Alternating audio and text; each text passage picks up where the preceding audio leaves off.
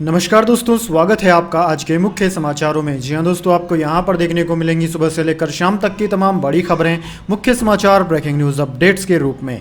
तो दोस्तों, आप सभी लोगों से रिक्वेस्ट है इस वीडियो को ज़्यादा से ज़्यादा लाइक और शेयर करें।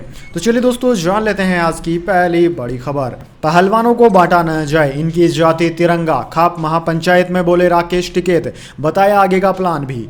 जी हां दोस्तों, पहलवानों के समर्थन में सामने आई भारतीय किसान यूनियन ने गुरुवार को मुजफ्फरनगर में महापंचायत की। इस दौरान बीकेयू के अध्यक्ष नरेश टिकैत ने कहा कि सरकार याद रखेगी 5 दिन का अल्टीमेटम है, 5 दिन बाद कुछ भी हो सकता है। असल में खाप नेता ने हरिद्वार जाकर पहलवानों को गंगा में मेडल प्रवाहित करने से रोका था और 5 दिन मांगे थे। इस दौरान टिकैत ने सरकार को 5 दिन का अल्टीमेटम दिया था। महापंचायत में फैसला लिया गया कि कुरुक्षेत्र में एक और महापंचायत बुलाई जाए। भारतीय किसान यूनियन बीकेयू के अध्यक्ष नरेश टिकैत ने पहलवानों के आंदोलन के अगले कदम पर चर्चा के लिए मुजफ्फरनगर के सोरम गांव में महापंचायत बुलाई थी। टिकैत ने इस दौरान याद दिलाया कि 5 दिन बाद कुछ भी हो सकता है। उन्होंने यह भी कहा कि महापंचायत में खाप नेता जो भी फैसला करेंगे वह सबको मंजूर होगा। टिकैत बालियान खाप के मुखिया हैं। महापंचायत में पंजाब, हरियाणा, राजस्थान और दिल्ली से खाप नेता शामिल हुए। दोस्तों, सोरेम गांव में हुई इस महापंचायत में यह फैसला लिया गया है कि कुरुक्षेत्र में एक और महापंचायत बुलाई जाएगी।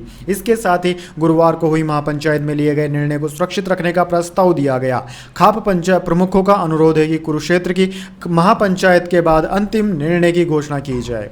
इसके बाद दोस्तों, अगली बड़ी खबर। अमेरिका में राहुल गांधी फोन उठाकर बोले, हेलो मोदी जी, कहा मेरा फोन टैप किया जा रहा, मैंने नहीं सोचा था मेरी सांसदी चली जाएगी। जी हां दोस्तों, कांग्रेस लीडर राहुल गांधी 6 दिन के अमेरिका दौरे पर गए हैं। उन्होंने सिलिकॉन वैली में बुधवार को एआई क्षेत्र में स्टार्टअप शुरू करने वाले कई बिजनेसमैन से मुलाकात की। इस दौरान पेगासस स्पाईवेयर पर चर्चा करते हुए राहुल गांधी ने कहा कि मुझे पता है कि मेरा फ़ोन टैप हो रहा है। इसके बाद उन्होंने अपना फ़ोन उठाया और बोले, हेलो मोदी जी। यात्रा के दौरान बुधवार शाम को राहुल गांधी स्टैनफोर्ड यूनिवर्सिटी पहुंचे। यहां उन्होंने छात्रों से कहा कि भारत में लोकतंत्र को लेकर जंग छिड़ी हुई है। कोई भी संस्था अपने मुताबिक काम नहीं कर पा रही है। लोकतंत्र का मतलब सिर्फ विपक्ष का होना नहीं होता, बल्कि लोकतंत्र का मतलब होता है कि संस्थाएं विपक्ष का साथ दें। लेकिन हमारे देश में संस्थाएं किसी और के हाथ में है। सिलिकॉन वैली के प्लग एंड प्ले ऑडिटोरियम में राहुल गांधी के साथ आईओसी चेयरमैन सैम पित्रोदा और कई कांग्रेस नेता भी मौजूद थे। इसके बाद दोस्तों, अगली बड़ी खबर। भारत नेपाल संबंधों को हिमालय की ऊंचाई तक ले जाने की कोशिश जारी रखेंगे, प्रचंड से बातचीत के बाद बोले पीएम मोदी। जी हां दोस्तों, प्रधानमंत्री नरेंद्र मोदी ने अपनी नेपाली समकक्ष पुष्पकमल दहल प्रचंड के साथ व्यापक बातचीत के बाद गुरुवार को कहा कि भारत और नेपाल अपने द्विपक्षीय संबंधों को हिमालय की ऊंचाइयों तक ले जाने एवं सीमा मुद्दे सहित सभी मामलों को हल करने का प्रयास करेंगे। मुलाकात के बाद अपने मीडिया बयान में पीएम मोदी ने कहा कि उन्होंने और प्रचंड ने भविष्य में दोनों देशों के बीच साझेदारी को सुपर 8 बनाने के लिए कई महत्वपूर्ण फैसले किए हैं। दोस्तों, वार्ता के बाद पीएम मोदी और प्रचंड ने संयुक्त रूप से कई बुनियादी ढांचा परियोजनाओं का शुभारंभ किया। दोनों पक्षों ने व्यापार और ऊर्जा सहित कई क्षेत्रों में सहयोग को बढ़ावा देने के लिए 7 समझौतों पर भी हस्ताक्षर किए। दोनों नेताओं ने वर्चुअल रूप से भारत के रूप ईडिया और नेपाल के नेपालगंज में एकीकृत चेक पोस्ट का उद्घाटन किया। उन्होंने बिहार के बदनाहा से नेपाल कस्टम यार्ड तक एक मालगाड़ी को भी वर्चुअली हरी झंडी दिखाई। इसके बाद दोस्तों, अगली बड़ी खबर। अश्नीर ग्रोवर और उनकी पत्नी को दिल्ली हाईकोर्ट का झटका, धोखाधड़ी मामले की जांच रुकवाने की मांग खारिज की।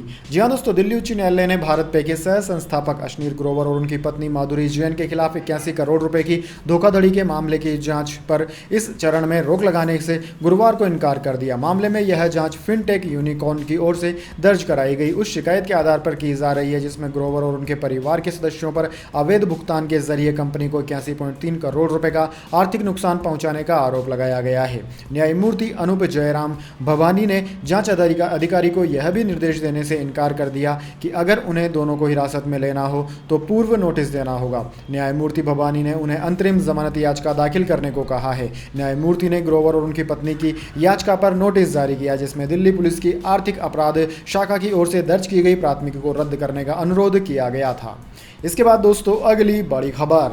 मणिपुर हिंसा की जांच बाद सीबीआई जुडिशियल कमीशन करेंगे। शाह बोले कल से सर्च ऑपरेशन, किसी के पास हथियार मिले तो सख्त एक्शन होगा। जी हां दोस्तों, गृह मंत्री अमित शाह ने गुरुवार को कहा है कि मणिपुर हिंसा की वजह गलतफहमी है, इसलिए हाईकोर्ट के रिटायर्ड जज की अध्यक्षता में बना कमीशन इसकी जांच करेगा। सीबीआई भी हिंसा से जुड़े 6 केस की जांच करेगी। शाह ने यह भी कहा कि मणिपुर के लोग अफवाहों पर ध्यान न दें, हथियार रखने वालों को पुलिस के सामने सरेंडर करना होगा। कल से सर्च ऑपरेशन शुरू होगा, अगर किसी के पास हथियार मिले तो कड़ी कार्रवाई की जाएगी। गृह मंत्री ने कहा कि मणिपुर की गवर्नर की अध्यक्षता में शांति समिति बनाई जाएगी। हम यह विश्वास दिलाना चाहते हैं कि जांच में पक्षपात नहीं होगा। अमित शाह मणिपुर के 4 दिन के दौरे पर हैं और आज उनके दौरे का आखिरी दिन है।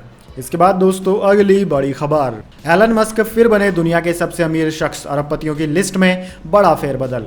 जी हां दोस्तों, दुनिया के अरबपतियों की लिस्ट में बड़ा फेरबदल हुआ है। दुनिया के सबसे अमीर शख्स की रेस में एक बार फिर से एलन मस्क नंबर 1 पर आ गए हैं। उन्होंने बर्नार्ड अर्नाल्ड को पछाड़ कर यह स्थान फिर से हासिल किया। ब्लूमबर्ग मिलेनियर्स इंडेक्स के अनुसार ट्रेडिंग में अर्नाल्ड की संपत्ति में 2.6% की गिरावट देखी गई, जिसके बाद एलन मस्क एक बार फिर से दुनिया के सबसे अमीर शख्स बन गए हैं। टेस्ला, स्पेस एक्स और ट्विटर आदि कंपनियों के मालिक एलन मस्क के पास $192 मिलियन की संपत्ति हो गई है।